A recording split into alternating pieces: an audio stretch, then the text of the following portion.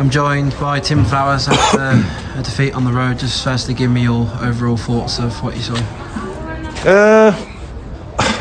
Listen, I can't fault, and I won't fault the effort.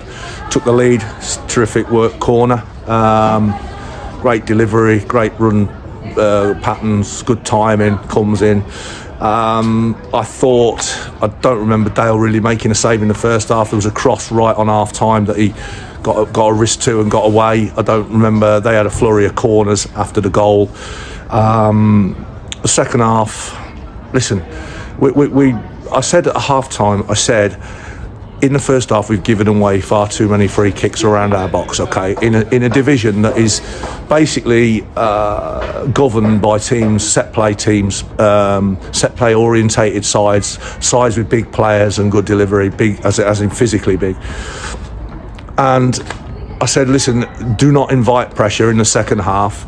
We've got pace on the counter-attack. Do not invite pressure by giving away silly free kicks.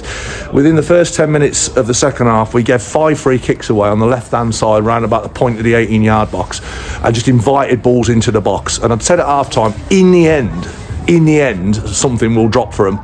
And the guy that I've got marking, Wes York, loses him, and he heads in from a wide free kick. So a really poor goal to concede from our point of view.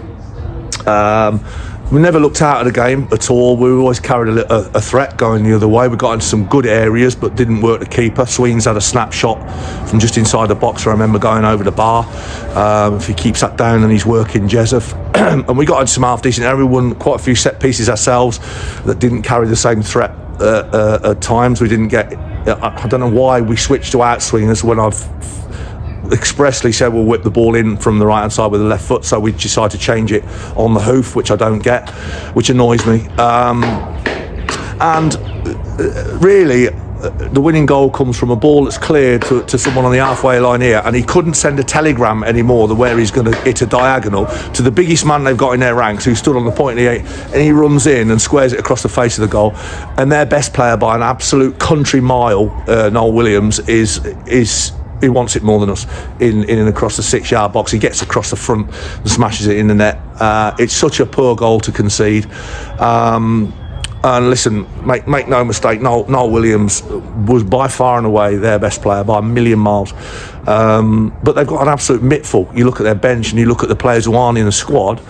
It's remarkable. So it's a bench to dream of, really, and a squad to dream of. So it is what it is. I said, I'm not going to fault your effort. I thought that gave everything they'd got, everything. And in the end, what we're guilty of in the last 2 games is finding a way to chuck away a point or more here, but certainly at Bedford we'd got a point in our hand when the board went up with 90 minutes. Listen, diabolical refereeing decision. He gives them a penalty, but we'd end up losing the game, and we end up losing today. And really speaking, they ain't really. How many saves has Dale made? I can't remember too many at all. We get caught on a stupid free kick here, and they run through and end up messing it up. But other than that, he ain't really had to do that much. Couple of crosses. So, we've been fairly comfortable in 2 games against 2 top 3 sides, but have found a way not to get on the right side of the line. So that's the disappointing thing. And listen, we've obviously losing Sam is a big blow. He was due to have a scan today. I don't think that actually materialised, but he'll be having a scan. But it doesn't look good for him. So that's a real blow. Obviously, we lost Ronnie in the warm-up. He had got clattered at Bedford when he came out of goal and was warming up and felt that it was too painful to play. So Dale went in, which was a good job. We'd named him on the bench. Listen, in terms of work ethic and commitment and desire and all that, they did fine, but we've got to find a way to take points from games like that. And now it's all about reacting. I suppose you've got 2 big derbies coming up against Redditch and Bromsgrove next. So how do you sort of react and bounce back from the last couple of games? Every other game we play is a derby. I mean, we've got about 75 derbies in our season. In the end, I just said to him, we need to now focus and zone in on the next 2 games. We've got 2 home games coming up, and we need to get some points on the board. we've got an absolute glut of fixtures coming up in this month, 9 I think in March, which is quite remarkable really for lads at this level. But we'll analyse this, we'll recover, we'll train properly on Thursday and come up with a team and a game plan to play against Redditch, you know, who have completely turned their squad round. You know, I think there's about 3 players left from when I was there, so you know, there's a host of new faces, and it'll be a very, very tough game, you know, so there's absolutely no two ways about that. It's a pick 'em fight, and we've got to try and make sure that we do what we haven't done in the last 2 games and find a way to try and get on the right side of the scoreline. And just finally, you gave Eric a full debut today, so how did you see sort of his performance? I thought he was excellent. I thought he was very good. Showed lovely feet, good energy, really fit boy. He can run all day. I mean, he's only young, technically good. I mean, listen, his background, he's been I think it was Dortmund and one of the top flight teams in Holland as well.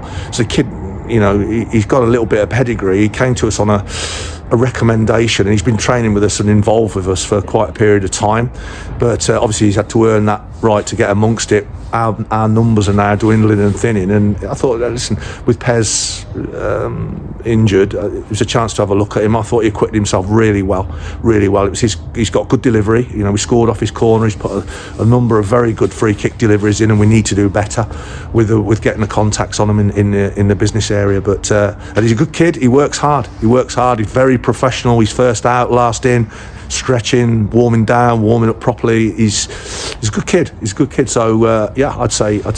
Listen, there was a lot of positives. There's no doubt about that. But the negative is that we find a way to toss away what would have been 3 points. A point on Saturday we should have took. And listen, I'm not arrogant enough to think we should come to Kettering and win the game, but when you've got your noses in front and you keep shooting yourself in the foot by giving away silly set plays and silly free kicks, then you've only got yourselves to blame. But listen, Kettering are a top class team in this division, and if you finish above them, you'll win it, and the race is wide open. But we have to aspire to be as good as them and try and be up there with the likes of Halezone and what, you know, in the coming months, and that's what I'm about. That's what I want. You know, I want the club to show that we really want to be up there, and I think we've got a real core of lads that can do that. Obviously we need to add some to that going forward, and this is not going to happen like that, clearly, but I've been in the building 3 months or whatever, and you know, we've put up quite a few points on the board, to be fair. So you know, to come to 2 of the top 3 and be, you know, well in the game and pretty comfortable, then, you know, we are moving in the right direction. But yeah, we need to get some points on the board for sure.